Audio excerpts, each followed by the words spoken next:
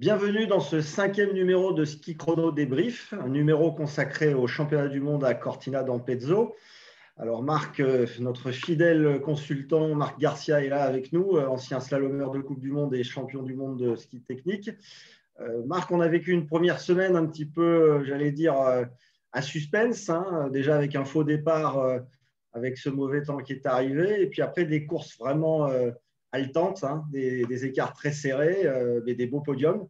Et à mi-parcours, à la mi-temps, on va dire, de cette grande quinzaine, la France vire avec 2 médailles, ce qui est un score, j'allais dire, plus qu'honorable. 2 médailles avec Pinturo, c'est là où c'est un peu plus surprenant, qui a été, j'allais dire, sacré en Super G, médaille de bronze, et qui vient de remporter là la médaille d'argent du combiné. Donc, on en parlera, on va décrypter tout ça. On parlera aussi de la polémique liée à cette descente homme et à Super G homme, avec ce tracé un peu tournant. Et puis, on verra également un petit peu les forces en présence, l'équilibre des nations avec la Suisse qui est partie plein ballon comme l'Autriche. Et puis, cette deuxième semaine qui s'annonce et qui, on l'espère, nous sera encore plus favorable. Mais juste avant ça, je voulais qu'on fasse un petit cocorico quand même, parce que en dehors des championnats du monde à Cortina, il y a d'autres championnats du monde. Alors, on ne va pas les décrypter, mais ça fait du bien quand même d'entendre des Marseillaises. Avec en biathlon, on est déjà à 5 médailles, avec un superbe Émilien Jacquelin qui a fait retentir la Marseillaise, avec un fabuleux tir, un 20 sur 20. Donc 5 médailles. On a aussi le ski cross où la France a remporté 2 médailles avec François Place, l'ancien géantiste, médaille d'argent après avoir été champion du monde il y a 2 ans et médaillé de bronze il y a 4 ans. Donc l'homme des courses de jour. Et puis Alizé Baron qui prend sa première médaille en bronze. Et puis je ne voudrais pas oublier les snowboarders aussi qui ont décroché par équipe en snowboard cross une médaille de bronze avec Julia Pereira et Léo Le Bleu Jacques. Voilà. Donc j'imagine que tu as dû suivre ça. Oui, j'ai suivi ça pleinement. Il y a aussi Perrine Lafont qui a déjà remporté son 4e globe classement général des bosses. Elle a fait le carton plein, bravo aussi. Non, j'ai suivi évidemment tout ça, toutes ces épreuves, toutes ces Marseillaises, tous ces podiums aussi, parce que c'était course d'un jour. Il est clair, on peut revenir là-dessus. Hier, ça a été extraordinaire de voir qu'un mec est capable de monter pendant un championnat du monde une puissance comme ça, une rapidité de frappe, la course parfaite, et avoir ses pairs qui le félicitent, en tout cas les anciens, en tout cas ça nous fait plaisir. Beu, Fourcade, enfin tout le monde a expliqué que c'était, et c'est magnifique de voir d'être capable de monter ça le jour d'un championnat du monde. Ça, c'est quand même particulier. Nos snowboarders, bravo à eux par équipe. Les filles en biathlon, le biathlon, globalement, on s'y attendait quand même pas mal. Faut être réaliste. Le ski cross, non, je pense que ça gaze. Fabien et Michel Lyon doivent être contents de cette semaine-là. Je pense que pour l'instant, tout va bien. Ouais. Tout va bien. Alors, on va revenir à Cortina pour cette quinzaine italienne. Quelles sont tes premières impressions sur ce début de championnat du monde? Il y a eu beaucoup de choses écrites. On l'a vu à la télévision, mais c'était des problèmes de conditions atmosphériques qu'il y a eu dès le départ. Donc, on jouait quand même pas mal de tours à l'organisation, aux athlètes aussi, de pouvoir se préparer. Donc ça n'a pas été simple. Pour moi, Cortina, ça me rappelle, je n'étais pas né, mais j'ai revu beaucoup de films en 56 quand Tony Seller avait eu ses 3 titres olympiques. Oui. Donc, c'est quand même de bons souvenirs et c'est une belle station. Non, moi, j'ai trouvé que, de toute façon, on fait un sport extérieur, donc il faut jouer avec les conditions climatiques. Et je pense qu'il y a eu des bonnes décisions, en tout cas sur le report de course. Oui, pour conserver l'équité sportive. Exactement. Ça, c'était bien. Oui, parce qu'il a beaucoup neigé, c'était de la neige mouillée, la piste il fallait la repréparer, il y avait des avalanches, c'était très, très compliqué. On le voit au niveau international, gros départ des Suisses et des Autrichiens. Ce n'est pas une surprise non plus. Ouais. Moi, je remarque, je les avais vus déjà à Val d'Isère, les Suisses. Je parle spécifiquement des Suisses que j'ai pu observer à Val d'Isère. J'ai vu une logistique autour absolument impressionnante dans tout leur système d'hôtellerie, le système de nourriture, leur système, comment ils dormaient. Ils amenaient des sommiers, ils amenaient des matelas spécifiques. C'est une armada, c'est vraiment une logistique implacable, comme une armée. Et je ne serais pas surpris qu'ils aient repris les mêmes tendances plus faciles à Cortina. Je ne suis pas surpris de les voir là, parce qu'un champion, il gagne parce qu'il a la technique, mais il ne gagne pas qu'avec ça. Et je l'ai souvent répété, Laurent. Il gagne aussi avec le mental, il gagne avec toute la logistique à côté. On s'aperçoit qu'il n'y a pas de surprise. Bon, si ce n'est que Lara Gut remporte son premier titre mondial, mais en Super G, elle avait dominé la discipline. Corinne Sutter est sacrée en descente, par exemple. Ouais. Donc, j'allais dire, il y a eu peu de place aux outsiders pour les titres. Hein. Ouais. Et si on regarde les Français, la surprise, c'est Pinturo qui décroche une médaille en Super G. Oui, mais rappelle-toi, je crois qu'il en a gagné, je crois 4 ou 5 déjà de Super G dans sa carrière. Il me semble qu'il en a déjà gagné quelques-uns. Pinturo, sa toute première victoire, je crois même en Coupe du Monde, c'était un Super G. Donc il a quand même un vécu, il a quand même un toucher. C'est un polyvalent, comme peu l'ont été ou le sont aujourd'hui. Donc moi, sincèrement, je m'étais dit que Pintu, je le voyais beaucoup plus serein, différent au niveau de sa tête, au comportement. Et moi, je ne suis pas surpris de le voir là, en tout cas. Et il y en a qui pensent que c'est une surprise. Pour moi, pas du tout. C'est un mec d'un jour. Je crois que sa première victoire, c'est un parallèle ou un city event à Moscou, à Pinturo. Je crois que c'est ça. Mais il a brillé en Super G aussi. Après, on va y revenir. Le tracé a visiblement favorisé ses dessins. C'est-à-dire que ce tracé technique dont on a beaucoup parlé était aussi fait pour lui. Ouais, mais sincèrement, entre nous, j'ai vu des super G hyper rapides cette année. Enfin, j'ai vu celui notamment de Kisbull qui me paraissait hors du temps, qui se rapprochait énormément de la descente. Et là, j'ai enfin vu, en tout cas, simplement mon avis personnel, j'ai vu ce qu'on appelle un super G, qui est en même temps la vitesse, un peu de la douceur. Alors, il y a eu des problèmes au niveau des bosses, on en reparlera au niveau du tracé. Mais moi, j'ai vu ce que je considère vraiment un super géant. Alors après, on peut toujours se plaindre. Il est tendance géant, il est tendance descente.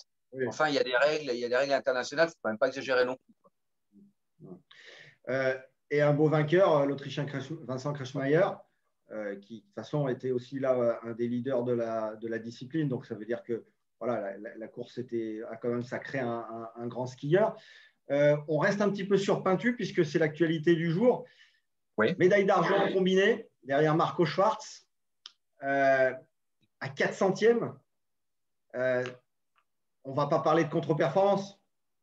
Non. On ne va pas parler de contre-performance. Moi, je crois qu'il a exprimé en direct à la télévision. Il a dit qu'il pouvait s'incliner tout simplement. Marco Schwarz a, à mon avis, très, très bien skié. On ne l'attendait pas à ce niveau-là en super géant. Je pense que c'est là qu'il gagne. Il gagne le combiné plus que Pintu, où on peut dire qu'en slalom, au départ, il a peut-être un peu bétonné, comme on dit dans le jargon, un peu assuré. Moi, je ne crois pas.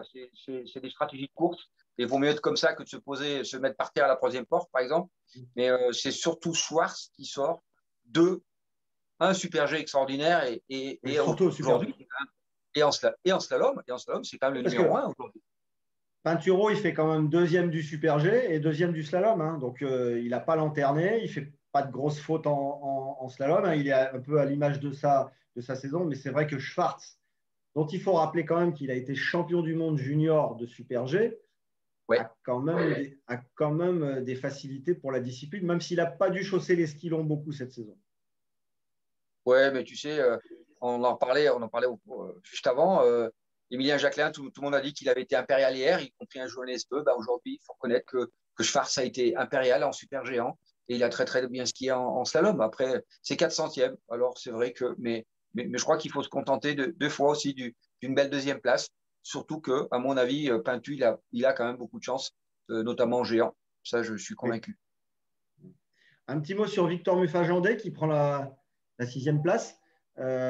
Bon, qui n'a pas été à son avantage, mais on s'y attendait un petit peu en Super G. En revanche, qui fait une bonne manche de slalom. Hein. Il réalise le 4e temps. Là aussi, c'est un peu à l'image de sa saison. En slalom, il est bien.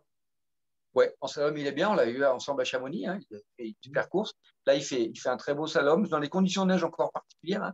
Du béton armé, une neige injectée et en super G. Alors, je pense que lui, à l'inverse de Pintu, il a besoin de kilomètres. Il a besoin de skier énormément super G pour se rassurer et être performant. C'est ce qui a fait qu'il ne pouvait pas être mieux que ça. Mais en tout cas, dans l'objectif de ce qui va rester pour lui, c'est une belle 4e place avec surtout une belle manche de slalom. On va repasser à la vitesse pour parler de cette fameuse polémique de la descente. Mais je voulais juste signaler aussi la belle perf de Mathieu Bellé en Super G, septième avec le dossard 26 ou 27, je crois. Ouais. Là aussi, c'était du très beau ski, ça ne se joue à pas grand-chose. Ouais, bah, de toute façon, ça fait un moment qu'on parle de tous ces jeunes qui arrivent. Hein. Ça fait un moment qu'on parle d'eux sur une piste. Alors, en général, on dit toujours qu'il faut avoir de l'expérience. Et là, tout le monde a découvert. Ce qui était intéressant à Cortina, c'est que tout le monde a découvert cette piste et qu'il n'y avait plus l'expérience passée en disant, ouais, mais le mec, il a fait déjà 3-4 courses, compétitions là-bas. Donc, tout le monde a découvert. Donc, ça, c'était le côté intéressant du programme. Et en tout cas, bravo à ce jeune. Attention, il monte bien, il est serein. Il a bien skié. Il passe pas loin de faire un superbe exploit d'ailleurs. Hein.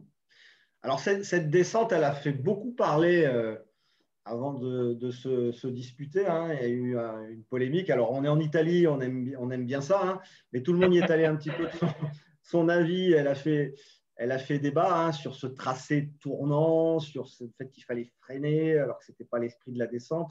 Johan Claret s'est exprimé, Beat Feuz aussi. Au final, on s'aperçoit que Kretschmayr gagne.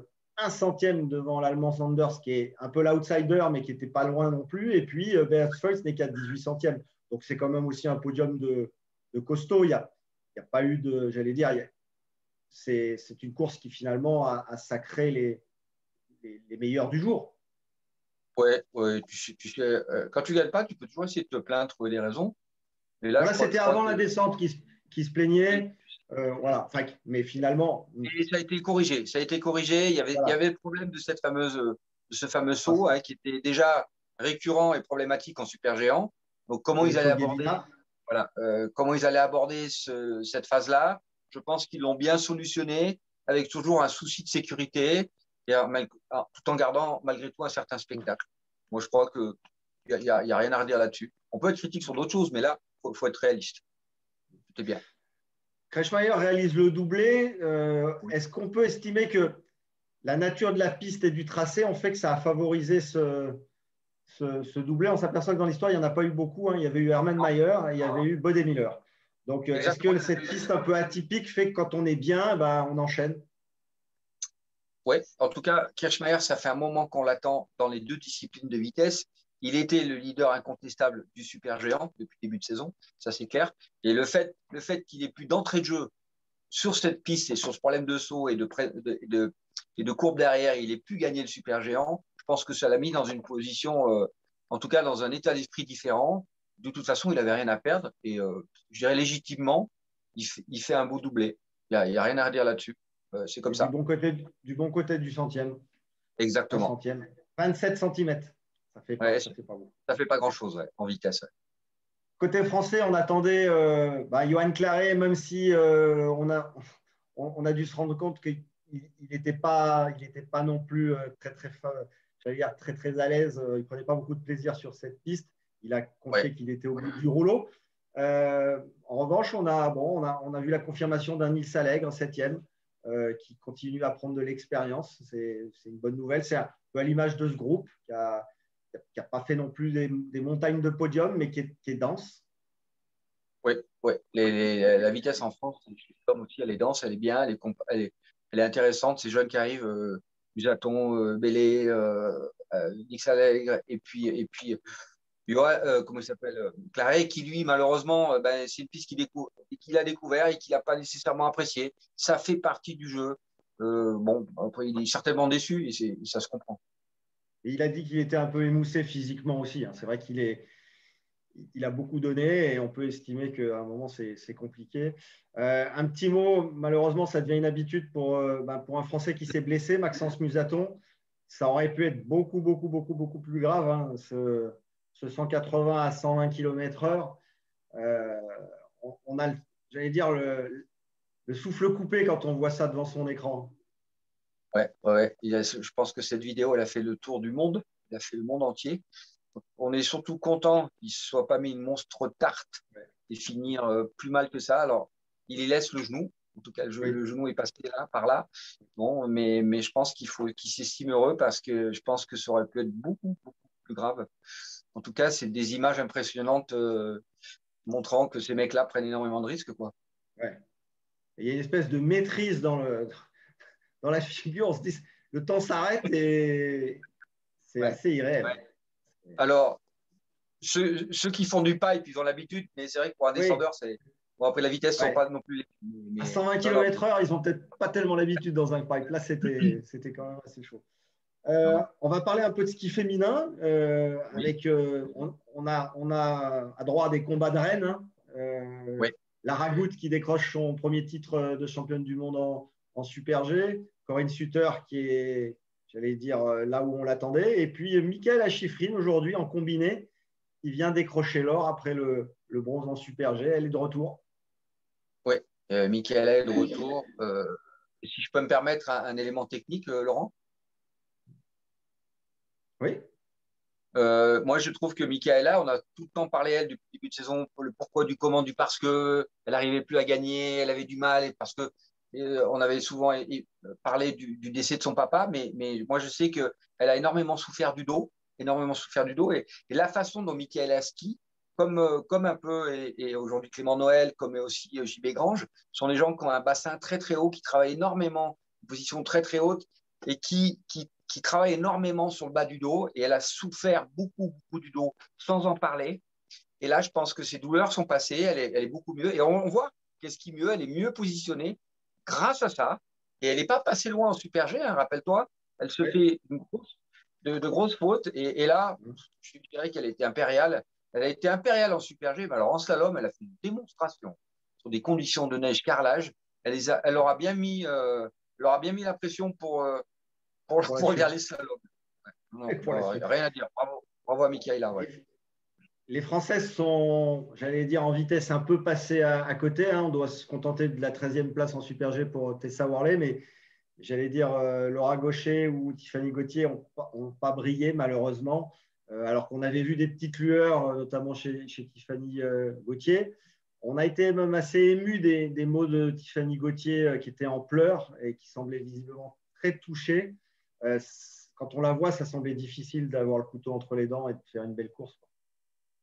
Ouais, là, c'est un problème purement psychologique. Hein. Le ski dépend encore du psychologique. C'est que quand tu as un peu le moral dans les chaussettes et que ça ne se passe pas bien, qu'il y a des reports de course et que tu n'es pas bien dans tes pompes pour des différentes raisons, eh ben, ça passe vite en bas, le d'essayer de remonter. Alors même si tu essaies de te convaincre, il faut y aller, on y va, on engage.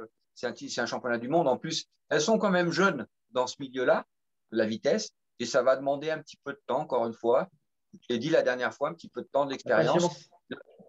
La petite gaucher a changé de matériel, on le sait, et ça a l'air de lui convenir beaucoup mieux. Elle est en train de prendre ses marques et ça va demander à ses filles en vitesse d'avoir aussi l'aspect, à mon avis, plus mental, psychologique, qui va leur permettre d'éviter un peu ces yo-yo et ces phénomènes. C'est vrai que c'était touchant à l'arrivée. C'est très touchant d'entendre Tiffany parler comme ça, quoi. D'ailleurs, Laura Gaucher termine sur une bonne note pour elle, 7e du combiné, avec une belle manche de slalom. Elle va repartir un peu plus gonflée de Cortina. Elle aura pris de l'expérience, c'est positif. C'est très positif pour elle. J'ai eu son papa au téléphone juste après la course, qui était très heureux. Pour lui, c'était juste une question d'intention. Elle a mis beaucoup d'intention, sachant qu'elle n'avait pas quasiment pas beaucoup skié le ski de slalom. Elle l'a dit, hein, depuis un certain nombre même d'années. Et là, sur des conditions difficiles comme ça, bah, ça peut jouer dans les deux sens. Ça peut jouer très bien parce que finalement, tu ne poses pas de questions, ou alors carrément, tu es de l'autre côté parce que tu n'as pas suffisamment emmagasiné des journées de ski en slalom avec une question de rythme et de cadence sur des conditions de neige comme ça. En tout cas, être dans les 10 au championnat du monde ou qu'à 7e, j'imagine qu'elle a toutes les raisons d'être satisfaite. En tout cas, nous on l'est pour elle. Petit coup d'œil au tableau des médailles à la mi-temps. Là, on est donc l'Autriche, j'allais dire, est en tête avec 3 médailles d'or. Hein. C'est les médailles d'or qui comptent plus. La Suisse est juste derrière avec 7 médailles, dont 2 médailles d'or. Ensuite, on trouve les États-Unis avec Schifrin et ses 2 médailles, dont une d'or. L'Allemagne en 4 avec 3 médailles d'argent. Les Allemands qui font un bon début de championnat. Et la France est dans le top 5, voilà, à sa place. Et comment tu vois la suite de cette semaine, puisqu'on a les épreuves par équipe, mais après, on a nos épreuves, j'allais dire, de prédilection avec le géant dame, le géant homme et le slalom homme. Je pense qu'on a toutes les raisons d'espérer de revenir un petit peu plus haut dans le classement des Nations avec tout ce qui arrive devant nous, qui correspond plus aux résultats qu'on peut espérer de la part de autant de Pintu, de Mathieu Febvre, l'ensemble des slalomeurs et des géantistes, autant garçons que filles. Donc, je pense qu'on a des raisons d'espérer remonter ce classement et d'arriver, je ne sais plus, je crois que c'est prévu 3, 4 ou quelque chose comme ça. Oui. Oui, oui. Alors, on avait fait un pronostic la semaine dernière avec Nicolas Raffort. Hein. Toi, tu étais plus sur combien de médailles? Je crois que j'avais donné 5. 5 médailles. Ouais, moi, j'étais sur 4 médailles, je crois. Donc, on va voir. Ce que je vous propose, c'est qu'on se retrouve lundi prochain, 22 février, pour tirer le bilan de cette quinzaine italienne. Et en attendant, je vous souhaite une bonne semaine et restez connectés sur skichrono.com où vous suivrez, j'allais dire, toute l'actualité du ski. Je te remercie, Marc. Merci à toi, Laurent, et puis à très bientôt. Hein. À lundi. Merci.